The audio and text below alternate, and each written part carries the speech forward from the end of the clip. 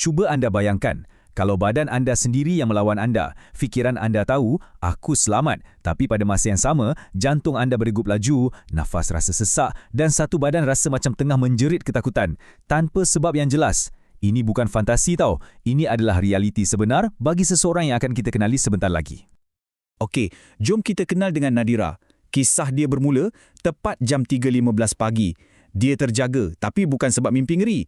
Dia terjaga sebab satu rasa panik yang tiba-tiba datang mencengkam badan dia. Nafas dia jadi pendek, baju dia basah lencun dengan peluh sejuk. Otak dia tahu, okey, aku kat bilik tidur, aku selamat. Tapi badan dia, seluruh sistem badan dia bertindak seolah-olah ada bahaya besar depan mata. Badan dia seolah-olah tengah memberontak. Jantung berdegup kencang, nafas jadi pendek, tangan menggeletar sikit dan peluh sejuk mula keluar. Dada dia rasa sempit macam ada benda berat tengah himpit. Dan yang paling pelik, mata dia nampak aja semua benda yang biasa kat bilik dia. Lampu tidur, langsir, tapi badan dia macam tak nak percaya. Macam tak dapat mesej yang dia dah selamat. Tubuhnya masih terperangkap dalam ketakutan yang sepatutnya dah lama berlalu. Baiklah, bahagian seterusnya, di sebalik wajah yang tenang. Kalau kita tengok dari luar, Nadira ni nampak macam seorang wanita yang perfect. Dia seorang eksekutif HR yang hebat, sangat cekap, pandai cakap, pandai handle masalah. Orang sekeliling selalu puji dia. Wah, kuatnya awak ni, Nadira. Tapi, di sebalik topeng kuat tu, ada satu perjuangan dalaman yang tak siapa pun nampak. So, inilah dia, dua wajah Nadira. Kat office, dia nampak cekap, tenang dan sangat berdikari. Tapi secara dalaman, dia jadi mudah terkejut.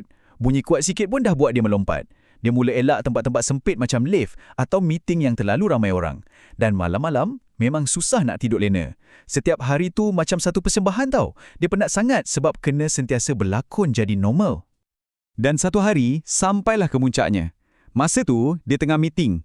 Ada seorang rakan sekerja lelaki ni tinggikan suara sikit. Bukan marah pun, cuma nak tekankan poin dia je. Tapi serta-merta, badan Nadira macam shutdown. Tangan dia terus jadi sejuk macam ais, suara orang lain macam datang dari jauh dan yang paling teruk, dia tak boleh cakap.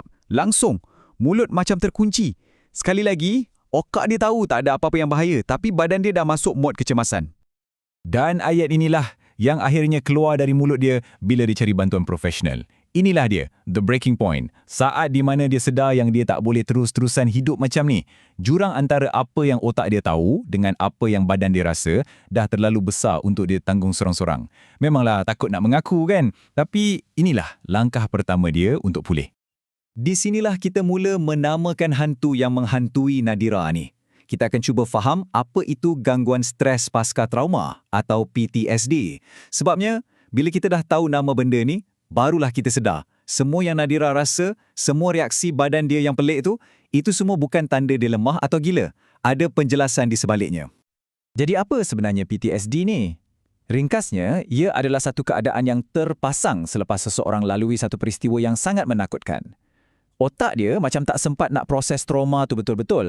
Jadi sistem saraf dia terperangkap, stuck dalam mode survival.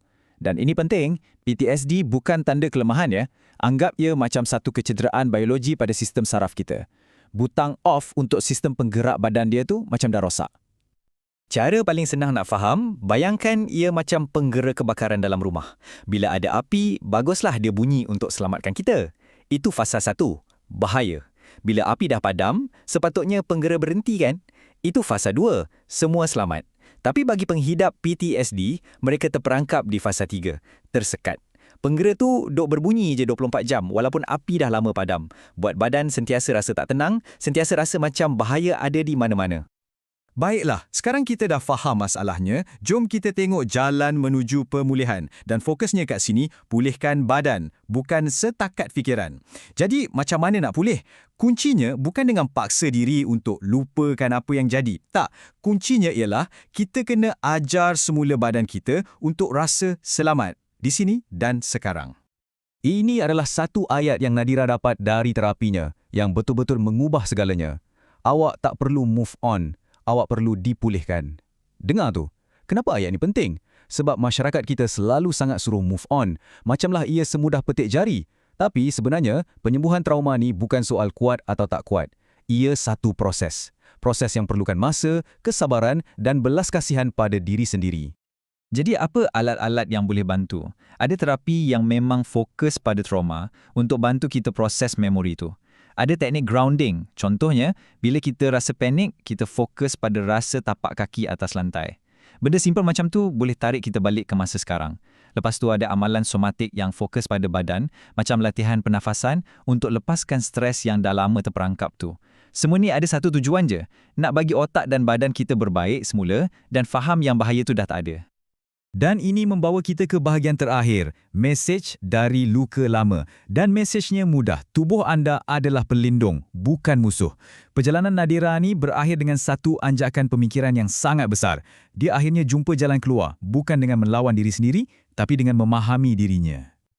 Inilah dia kesedaran yang mengubah segalanya. Nadira mula faham yang semua simptom yang menyakitkan tu, jantung berdebar, nafas sesak, badan yang membeku, itu semua bukan tanda badan dia rosak. Bukan. Sebaliknya, itu semua adalah cara badan dia yang tersilap arah cuba untuk protect dia. Dengan faham benda ni, dia mula berbaik semula dengan badan dia. Bukan lagi benci tapi berdamai.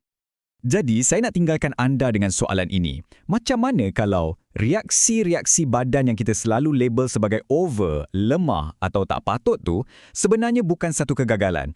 Macam mana kalau ia sebenarnya satu mesej? Satu mesej daripada bahagian diri kita yang paling dalam yang cuma ada satu kerja je, nak pastikan kita selamat. Bila kita mula fikir macam ni, ia bukan saja boleh ubah cara kita pandang trauma, tapi ia boleh ubah cara kita pandang diri kita sendiri.